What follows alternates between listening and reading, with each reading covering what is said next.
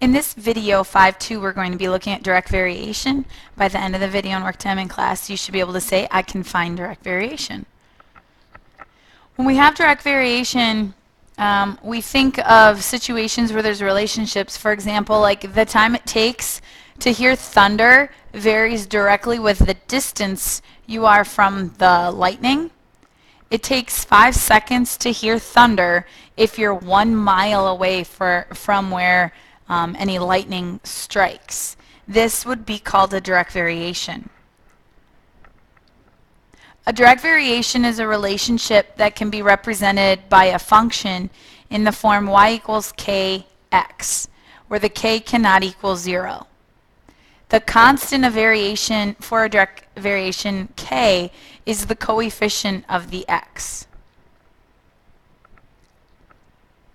So is the equation a direct variation? And if it is, we're going to find that constant of variation. So when we see 4y is the same as 5x, we can divide both sides by 4 to get y equals 5/4 x. Now this is in that form y equals kx, which is what our direct variation has to be. So we can see that we've got y equals kx, where the k here would be 5/4. So yes, this would be a direct variation where that constant, the k, is 5/4 or 1 1/4. If we look here at number 2, 2x plus 3y is the same as 6.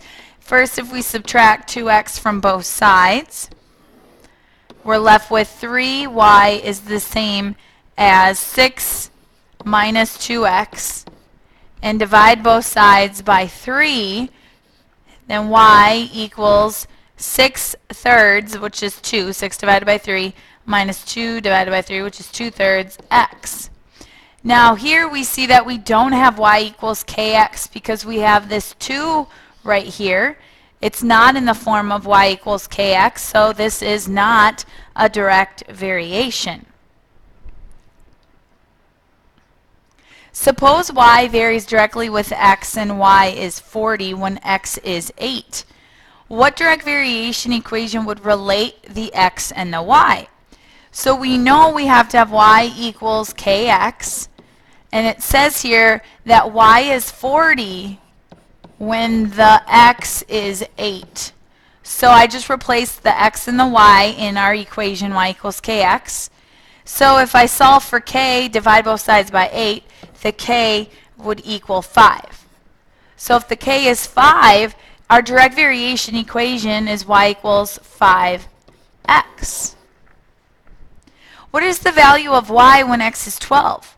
So y equals 5x. I'm going to replace x with 12.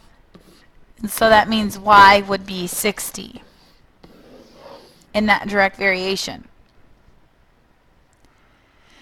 For graphs of direct variation, we know we have y equals kx. The line has to pass through 0, 0, and the slope of the line is the k. So if k is greater than 0, if we have a positive slope, our line once again would go through the origin. It has to go through that center. It would be going upward. This is just a sketch. In general, you'd see an upward line going through the origin for a direct variation with k is greater than 0. If k is less than 0, then that means we're going down, or the slope is negative, but still has to go through the origin. It goes through the center, but the line would be going down from left to right. Suppose that $15 in the US is worth about 150 Mexican pesos. What is an equation that results US dollars X to Mexican pesos Y?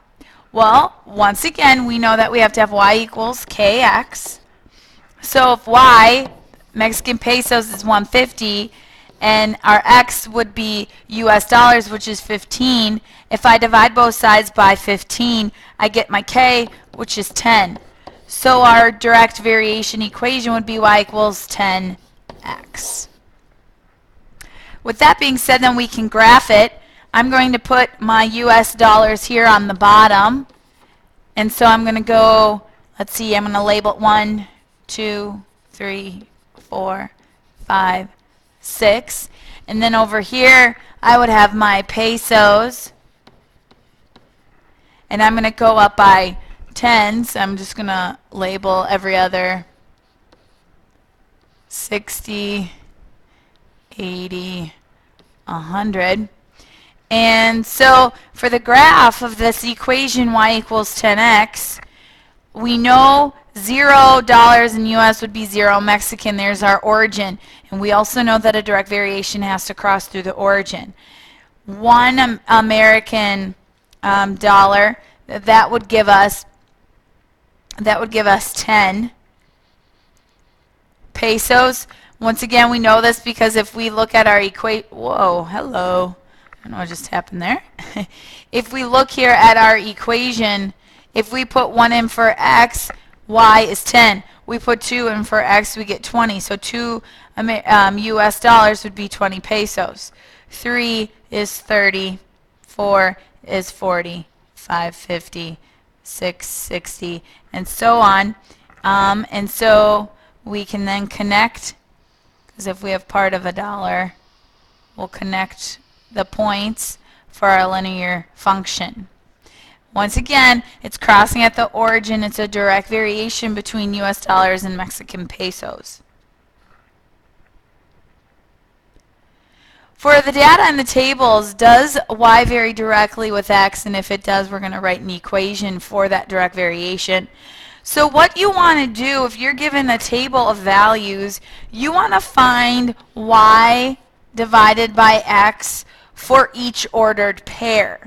So I'm going to take my first ordered pair, y divided by the x, y divided by the x in my second one, and y divided by my x in the third ordered pair. And every time I do this, 5 divided by 2 is 2.5. 15 divided by 6 is also 2.5. 25 divided by 10 is also 2.5. Because it is consistent, then yes, this is a direct variation, where 2.5 is the k, it's that constant. So the equation would be y equals 2.5x when we're looking for that equation of direct variation. So we're going to come over here to the other table, the y divided by the x. Y divided by the x. The y 13 divided by the x 5. And what we see here is that they're not consistent. We would have 7, and then we would have 3 1/3, and then we would have 2.6. These are not consistent, so no, this does not represent a direct variation. So we can't write an equation for it. Can you say I can find direct variation? Write a summary.